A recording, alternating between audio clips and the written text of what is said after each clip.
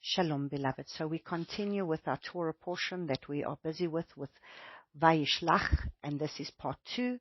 And we are going to pick up on chapter 35, where we will now see as Yaakov will arise and go up to Beit El. So what is the Father telling us right now? This is the place of where we need to arise and shine, for your light has come, for the glory of Yahuwah has risen upon us. And this is the place to arise and go up to Beit El, because Beit El is the place of the heavenly encounter. And this means that this is the place of where we are going to have that heavenly encounter with the Father. And this is the place of Beit El, where Yaakov saw the ladder, saw the angels going backwards and forwards on the ladder, where he had this encounter with the Father. And so make a slaughter place there to El, who appeared to you when you fled from the face of Esau your brother. And Yaakov said to his household, to all who were with him, put away your foreign mighty ones. Now he tells them, put away your foreign mighty ones that are among you, and cleanse yourselves and change your garments. So, isn't it interesting? Because if we have a look at Exodus chapter 19, because this is exactly where we are in the time of when we are reading, it just amazes me how, Father, without even us planning this, we are exactly on the same timeline as where we are in Exodus. And you can't orchestrate these things, because you know what, I don't know. We skip weeks, and then, I was away in Israel, and then we skipped a couple of weeks, and now how do we find ourselves in exactly the same timeline? Because in Exodus chapter 19, Moshe said to Yahuwah, see, I am coming to you in Exodus chapter 19. Actually, let's read from verse 10. And Yahuwah said to Moshe, go to the people and set them apart today and tomorrow, and they shall wash their garments, and shall be prepared by the third day, for on the third day Yahuwah shall come down upon Mount Sinai before the eyes of all the people. So isn't it interesting that as Jacob gets to Beit El, which is again the place of a heavenly encounter that he has with the Father, the same as where we are now in Beit El, and where we are, where if we are going to take where we are in terms of Beit El is the place of where he had a heavenly encounter. Mount Sinai is the place of where the Father is going to reveal himself to his people, where he is going to be able to show himself to his people in all his power, in all his might, with great thunder and lightning and blowing of shofars, and all of this is going to be able to be seen.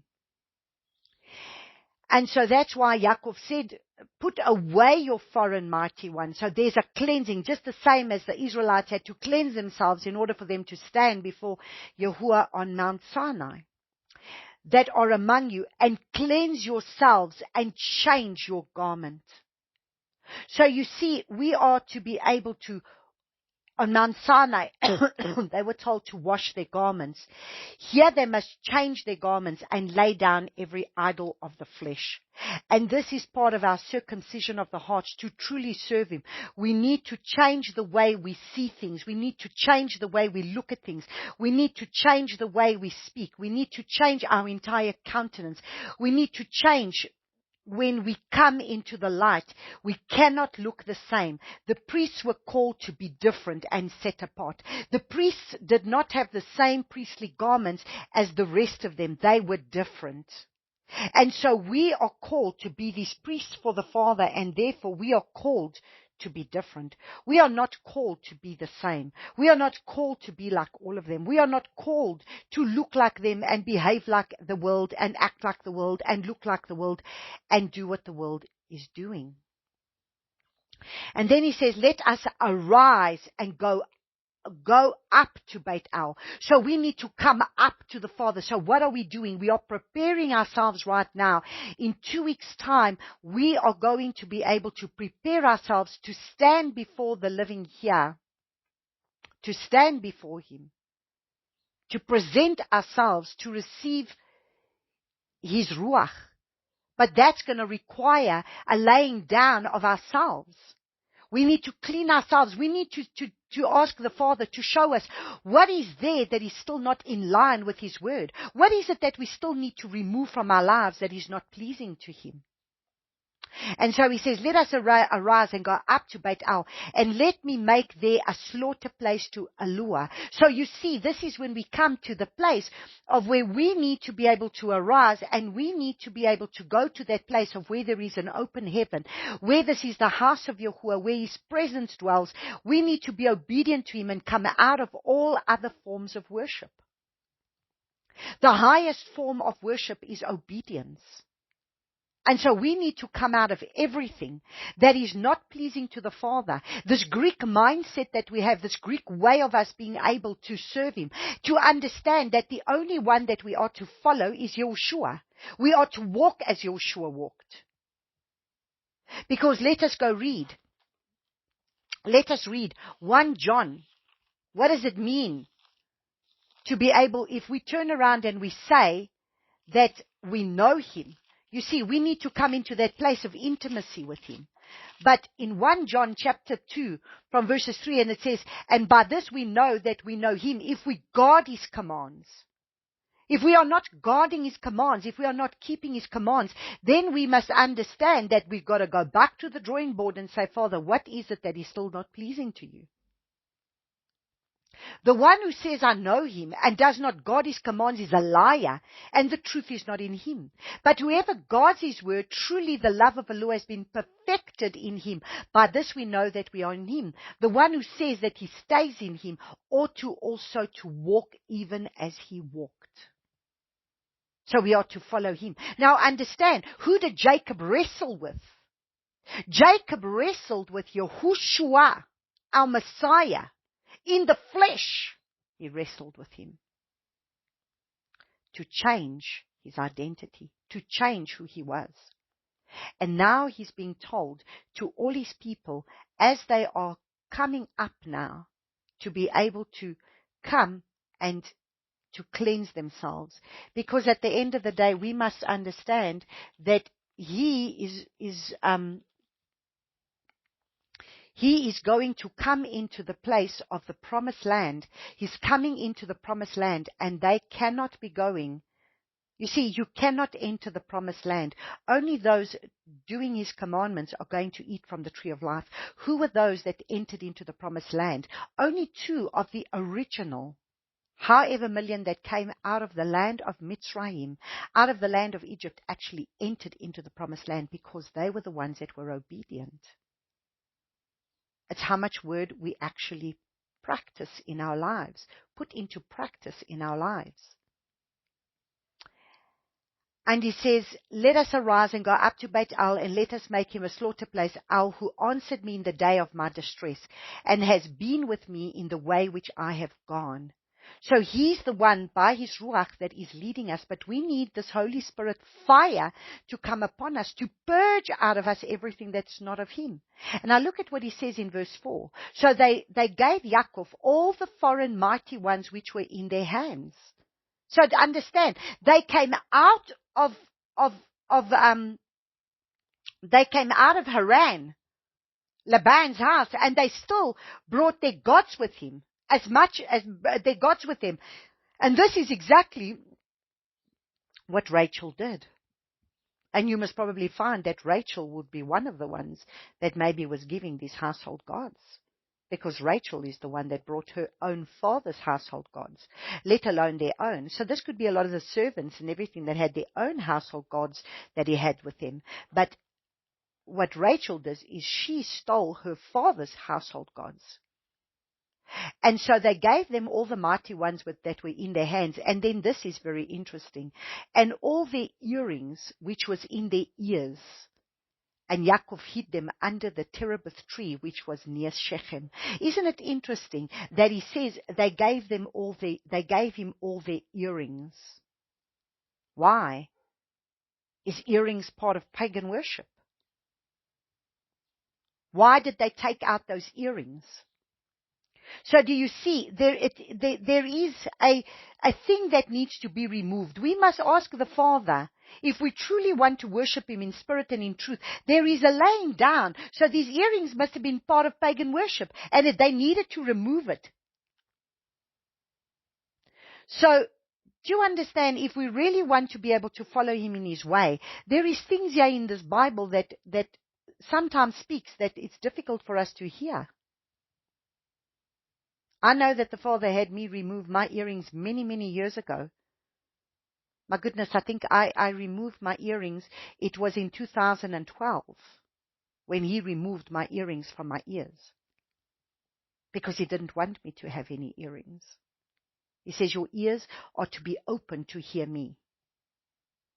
And you can't have any obstruction there, because you must hear me clearly. And so He told me to remove my earrings. But then many people will turn around and say, yes, but there's many people that still hear the Father even though they wear earrings. Look how many prophets wear earrings and yet they hear the Father. Again, it comes back to obedience. So in this case, earrings were seen as pagan worship, and they needed to remove the earrings from their ears. And I leave it at that. And then we get to verse 5, and it says, and they departed, and the fear of Eloah was upon the cities that were all around them, and they did not pursue the sons of Yaakov. So when we get rid of everything in our lives that is there, keeping us from being able to truly serve Him the way He is to be served, if we get rid of our idolatrous ways, if we lay down our flesh man and we allow ourselves to be able to arise, to be filled with His presence, to come into that place of where we're going to go into that heavenly realm, then you must understand that in this place, all of a sudden, there will be then people will see the presence of Yahuwah upon us, and the people will have the fear of Yahuwah that will be upon them. The presence of Yahuwah that you carry. People don't always like to be around people that carry that presence, because the presence of Yahuwah convicts those people of their sin. So worldly people do not like to come around set apart people, because they make them feel uncomfortable. Why? Because it's the sin that is in those people, that the fact that you walk righteous and set apart before the Father, it convicts them of their sin. And that is why they feel uncomfortable. And that is why many times, especially if you've got family members, like I know with my family members, I don't really get invited to places. Why? Because they don't want me around. Because by me being there, I don't need to say anything. They feel convicted in their sin. And that's why I don't get invited. But when we walk in the streets, and when we are in our place of work, or wherever it is that we find ourselves, are we the light that shines, that comes into the room to expel the darkness? Is that the way that we are walking? And so in verse 9 it says, and Eloah appeared to Yaakov again. So once again, Yahuwah appears to Yaakov, and when he came to Padan Aram and blessed him, and Eloah said to him, your name is Yaakov. Your name is no longer called Yaakov, but Israel is your name. So he called his name Israel. Now understand, who was it that he wrestled with? He wrestled with a man. We know that the man that he wrestled with is Yahushua, because he's the only one that has the authority to be able to bless you and to be able to change your name. He came to change his identity. So understand, it is very interesting, because just today I was reading something in Revelation, the Revelation of the church of Pergamum, and that in the church of Pergamum there is a time that we are going to be able to have our name changed. And now listen to what it says in Revelation chapter 2. And it says, he who has an ear, let him hear what the Spirit, so Revelation chapter 2 verses 17. He who has an ear, let him hear what the Spirit says to the assembly. To him who overcomes. So you see, what did Yaakov have to do? Yaakov had to wrestle with the angel, who we know was Yahushua. And he had to overcome. And then Yahushua did what? Yahushua came and changed his identity, changed his name, changed his whole way of being, where he was afraid and where he was, afraid of his brother. And where there could have been this level of arrogance and pride and fleshly ways about him. Now he's having to repent, and he's having to bow, and he's having to change. I shall give some of the hidden manna to eat, and I shall give him a white stone, and on the stone a renewed name written, which no one knows except to him who receives it. So you see, the Father is wanting to change our name. And it's for the ones who will wrestle and overcome. So just like Israel had to wrestle with the angel, we have to come to the place with Yahushua of crying out to him that he will come and change our identity, that he will come and remove the past and the things of the past and the things that hold us back, that he will come and remove this from us. And Elohim said to him, I am Al Shaddai. Be fruitful and increase. A nation and a company of nations shall be from you, and sovereigns come from your body. And the land which I gave Abraham and Yitzchak I give to you, and to your seed after you I give this land. So you see, now that he has cleansed himself, now that he has laid down all these foreign idols, his whole company of people have had to lay down their foreign idols and clean themselves and bury it all in the ground. So we need to come to that brazen altar and lay down everything on the brazen altar, and being able to become impaled at the stake, just like Yeshua had to be impaled at the stake, crucified at the stake. So do we need to be crucified, our flesh man, to be able to raise up and say, not my will, but your will be done, which is exactly what Yeshua had to do. And now, yes, he wrestled with this man that he might not have known who this man was. Remember, Abraham had come face to face with Yahushua, and now Jacob comes face to face with Yahushua when he wrestles with him. Jacob comes face to face with Yahushua. Abraham came face to face with Yahushua when Yahushua was on his way to Sodom and Gomorrah to bring destruction there. And when he comes and blesses him and tells him that he will be a father and that Sarah is going to bear a child. And now he comes and he affirms, he comes and confirms that which the wrestling had done. He comes to confirm it and shows him and tells him, I have changed your name. And now Jacob can start to walk in the fullness of that name, because he's cleansed himself, he's had a name change, and this is what we need to do. We need to wrestle and overcome. And so from verses,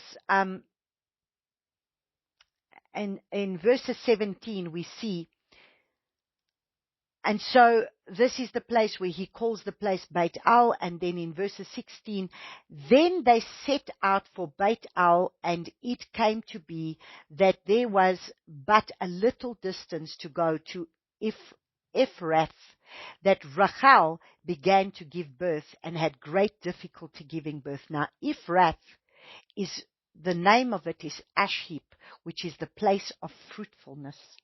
So understand, Yaakov is on his way to a place of where he's now going to become fruitful, because his last child is about to be born, and he will finally now be the father of these 12 tribes. Rachel gives birth to a son, and now she's going to die. So he's on his way to his promised land, Ephrath, which is the place of promise, which is the place of fruitfulness. And now, verse 17, and it came to be, as she was having great difficulty giving birth, that the midwife said to her, do not fear, for it is another son for you.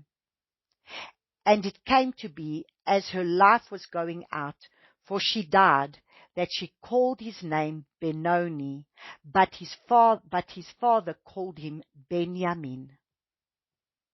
Now, we must understand, Benoni is the name that is given to the child as Rachel is dying. Now, understand, why did Rachel die? Rachel died because she stole her father's household gods. When her father came looking for it, she didn't want to get up and give it to him because she wants to hold on to other gods. She wants to hold on to other lovers, other gods, other ways of worshipping the Father as opposed to going only to him. We've got all these works of the flesh that we want to turn to, our own idolatrous ways that we bring about in our lives. And yet at the end of the day, when her husband said, now she should have understood her husband is a man of Yahuwah, who stands before Yahuwah, whom she had just had the word to understand how much this man walks with Yahuwah. He's just told him the way that an angel appeared to him, gave him the know-how, how to be able to get the finances, everything that was necessary for him to be able to serve his father. Or to get everything that belonged to him from her father. And how the father blessed Yaakov. But yet, she still didn't fear Abba Yahuwah. And he spoke out of his mouth, the person who has got these household goods, let them die. And so she never owned them up. And so now she's going to die. So Benoni means the son of my sorrow. And that was the mother. And understand, Rachel is the one that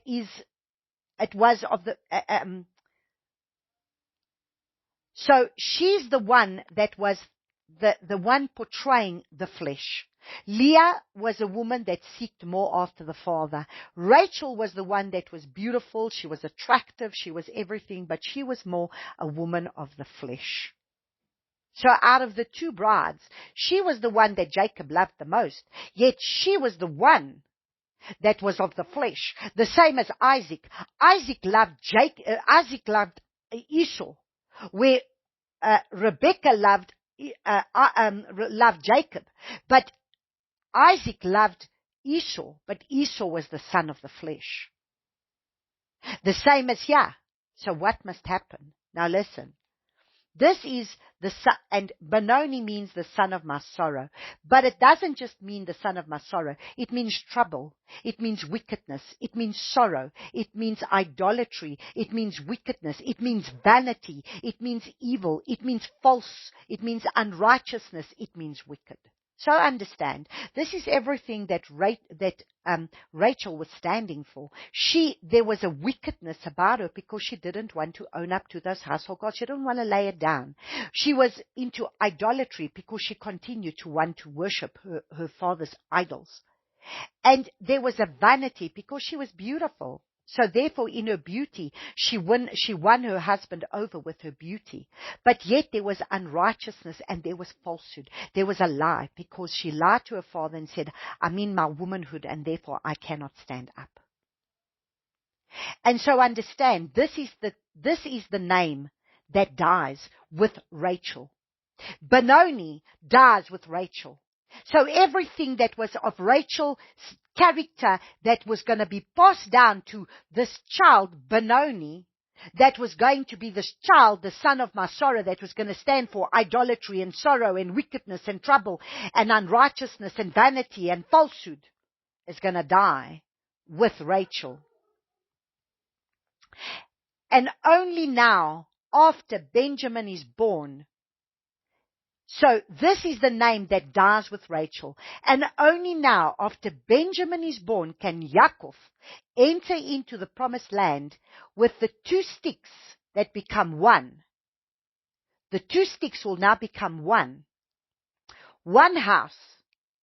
But the one must die in the flesh and have a name change. So the younger must have a name change. So understand, Benjamin is the youngest, and Benjamin comes to complete the house that makes the house 12 sons.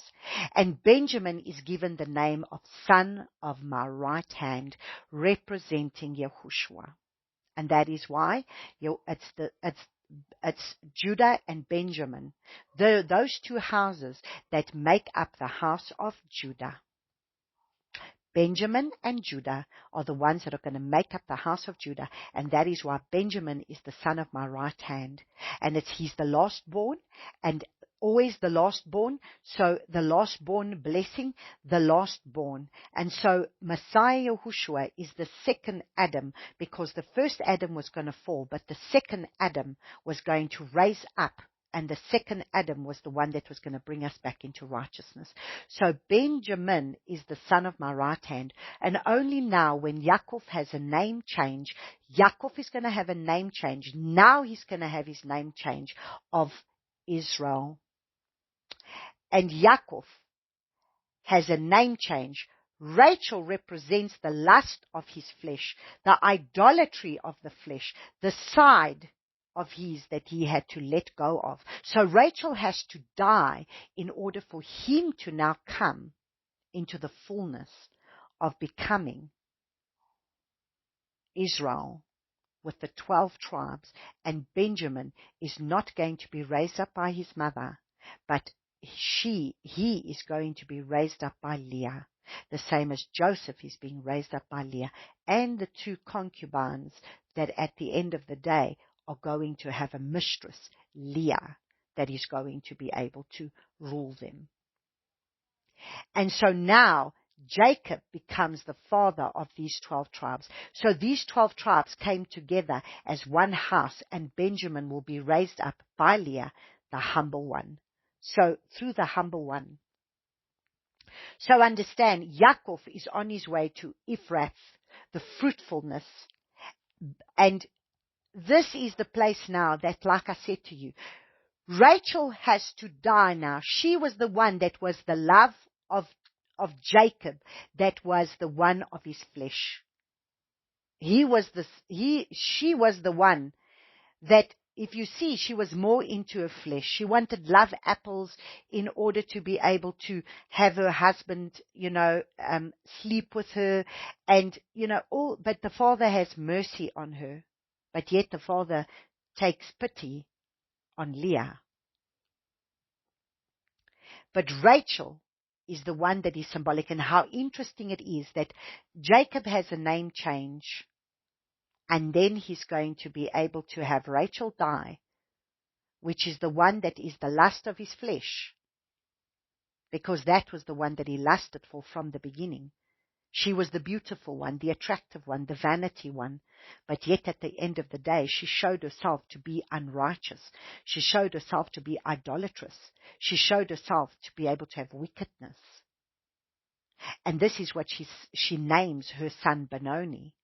But Jacob takes a stand and says, no, his name will be Benjamin, son of my right hand.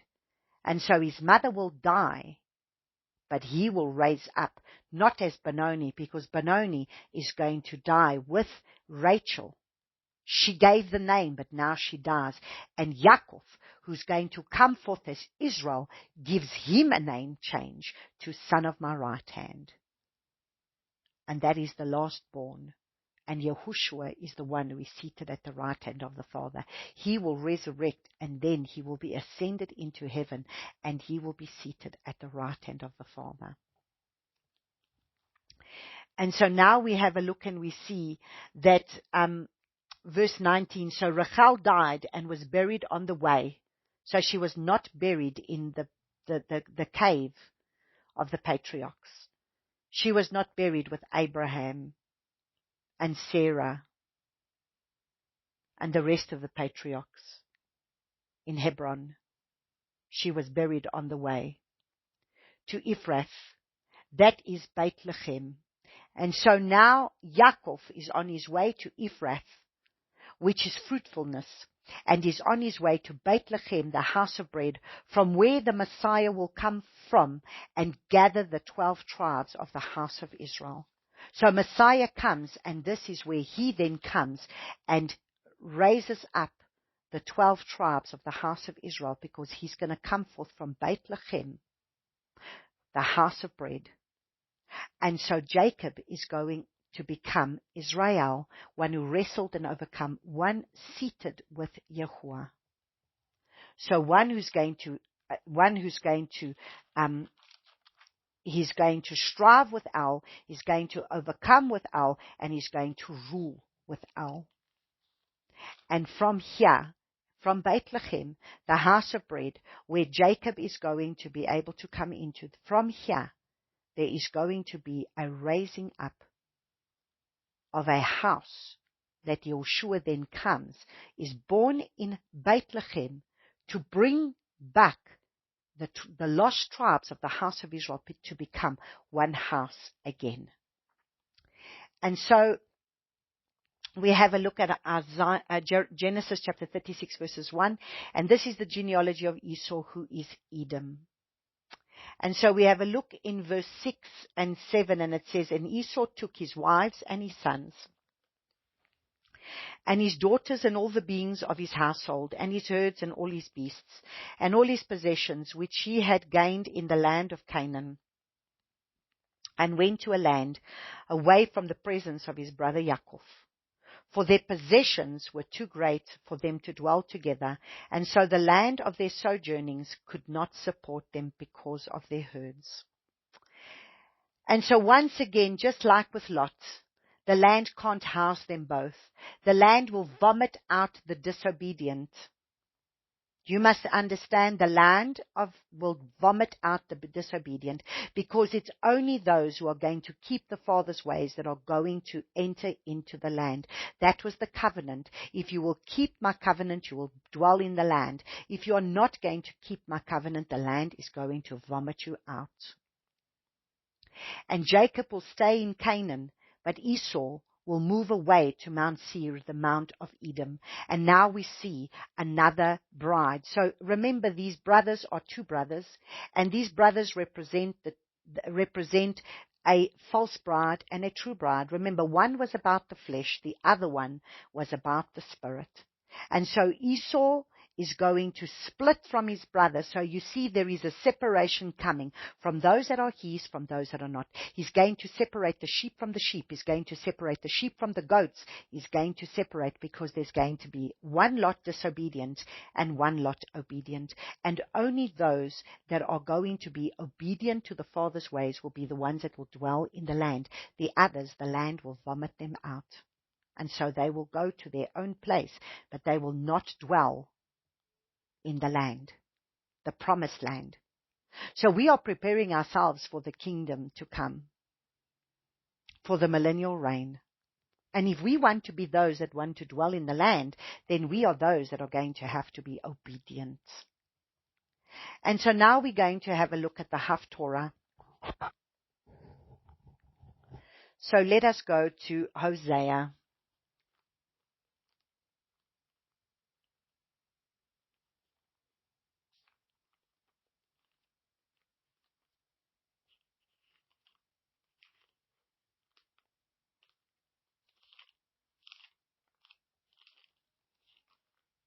And we are going to read from Hosea chapter 11, verse 7.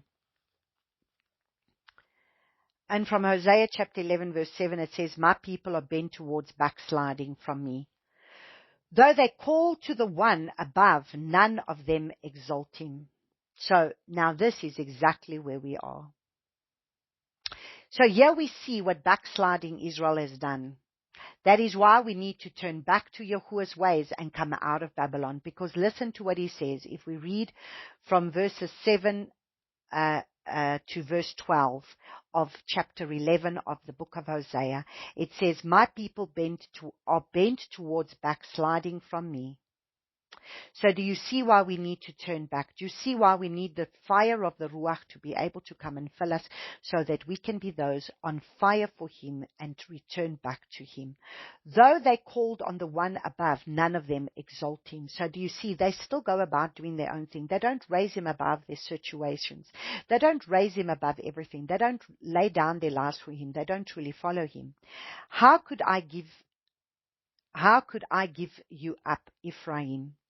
How could I hand you over, Israel? So understand, Ephraim and Israel are the same house. Israel is made up of the 10 tribes of the house of Israel.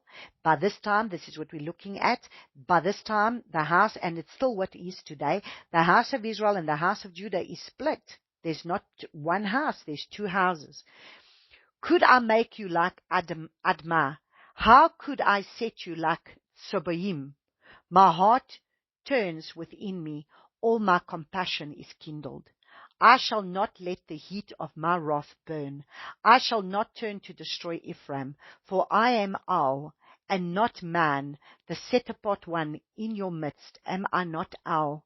Am I not Al, and not man, the set-apart one in your midst? And I shall come in, and I shall come in enmity. Let them follow Yahuwah like a lion. He roars. When he roars, then the sun shall tremble from the west. They tremble like a bird from Mitzrayim, and like a dove from the land of Ashur. And I shall let them dwell in their own houses, declares Yahuwah.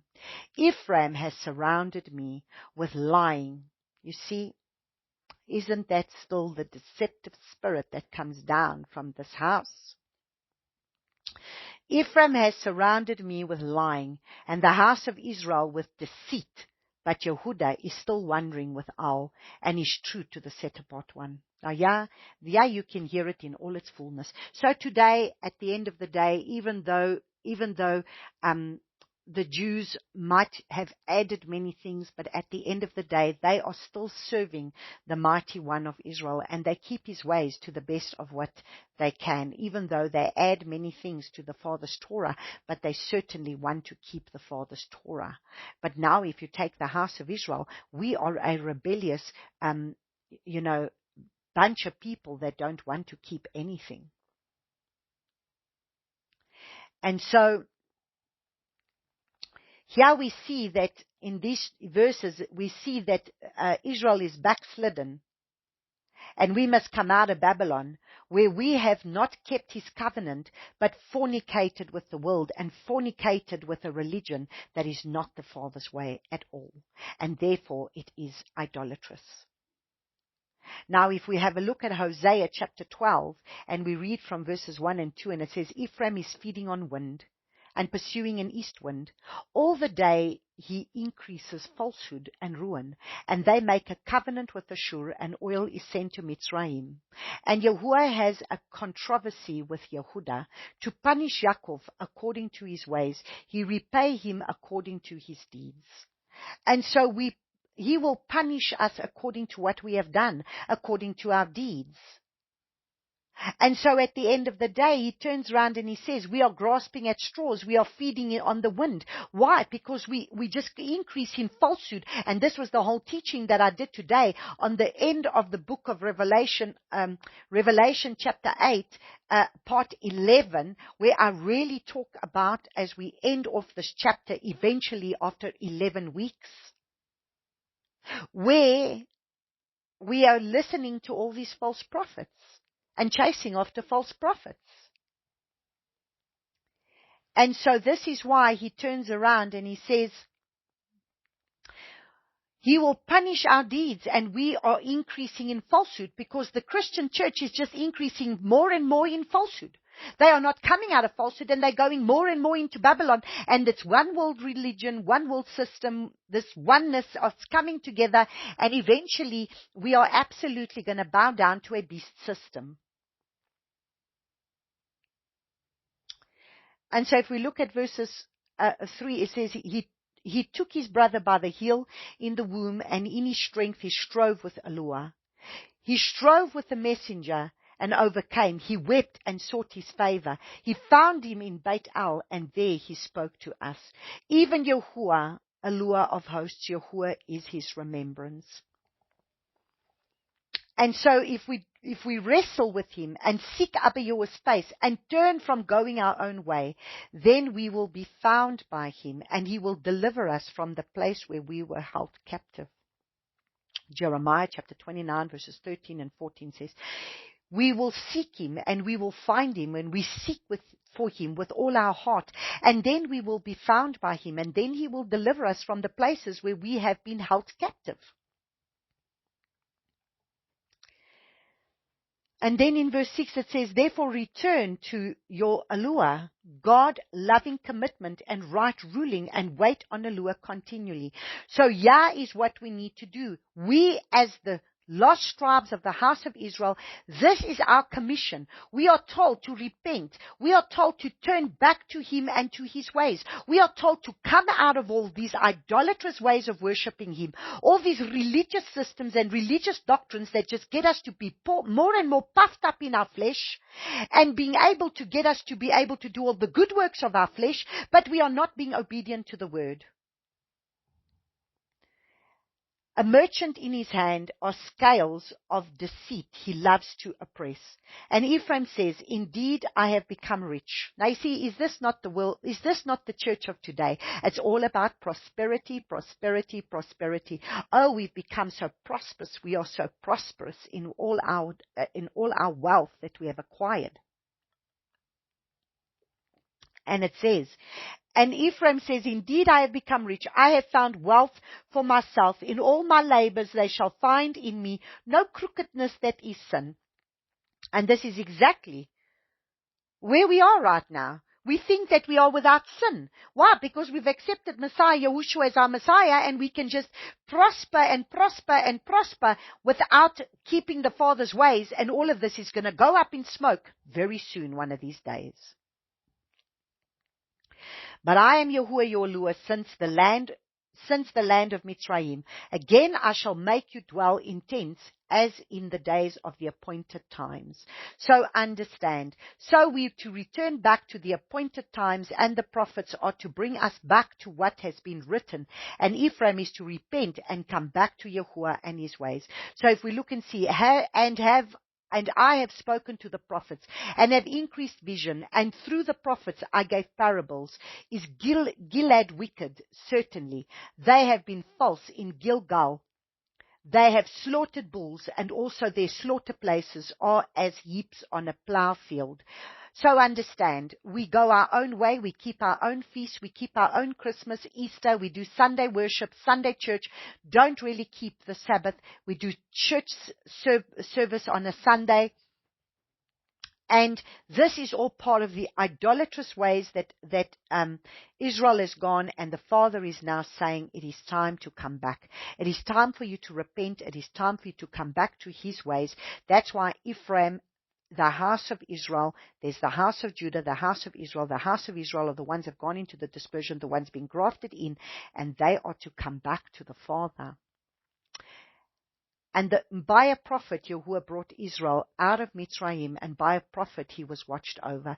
Ephraim has provoked most bitterly, so his master left his blood guilt on him and repaid him for his reproach. And so understand, Abba Yahuwah has really, truly brought judgment on the house of Israel. And now He's given us the gift of His Son. He's given us the Ruach HaKodesh. But what have we done? We need to clean ourselves up. And so we're going to close off with 1 Corinthians chapter 5.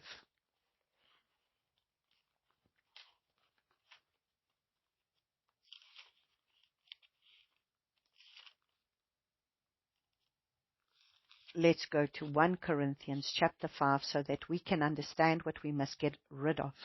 And so from 1 Corinthians chapter 5 to verse 13, we're going to read the whole of chapter 5, and it says, it is commonly reported that there is whoring among you, such whoring as it is not even named among the nations, so as one to have his father's wife. And you have been puffed up and did not rather mourn. So do you see, do we mourn for the sins that we see going on? Or do we just turn a blind eye like everybody else? So that he who has done this deed be removed from among you. So you see, if we're going to continue to do wicked, should we not be removed from among the body?